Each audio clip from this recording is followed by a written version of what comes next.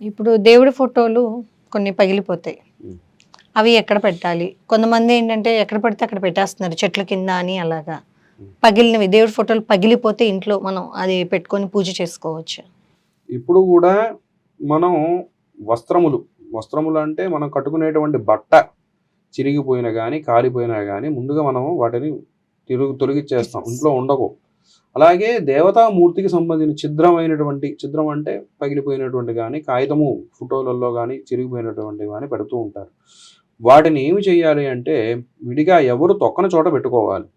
తొక్కని చోట అంటే నదీ తీరము దగ్గర కానీ, నదీ తీరంలో కానీ అన్నారు కానీ గాజు పగిలిపోతే గాజు సీసా దాంట్లో పడేస్తే ఎవరైనా స్నానం చేస్తే గాజులు వాళ్ళు తగులుతాయి.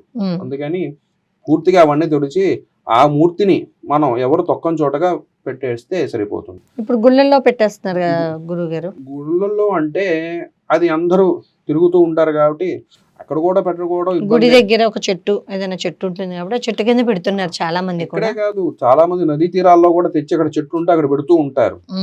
అలా పెట్టడం ఏమవుతుంది, అక్కడ ఎవరు చేయకూడదు అలాగా. ఎందుకంటే అక్కడ రాను ఏమిటంటే అక్కడ ఉన్నటువంటి ఫ్రేములు కానీ అక్కడ ఉన్నటువంటి చెక్క ముక్కలు కానీ అక్కడే పడిపోయి రాను ఆ మూర్తిని కూడా ఎవరు పట్టించుకోకుండా గాలికి ధూళికి అన్ని కూడా వెళ్ళిపోయి ఛిద్రం అయిపోతూ ఉంటాయి. కాబట్టి అట్లా చేయకుండా ఉండి వీరు ఎవరు తొక్కని చోట, ఎందుకే పూర్వకాలం పెరట్లు ఉండేవి, పెరట్లో పెట్టేసుకునేవాళ్ళు. అందుకే అగ్నిహోత్రము గాని భూమాత గాని సర్వం భక్షిస్తారు. ఎందుకని ఏదైనా భూమాత అనుకోండి, ఎప్పటికప్పుడు భూమిలోకి మట్టి విడిపోతూ ఉంటుంది, ఇసుక విడిపోతూ ఉంటుంది, ఎంత లోతైనా విడిపోతుంటుంది.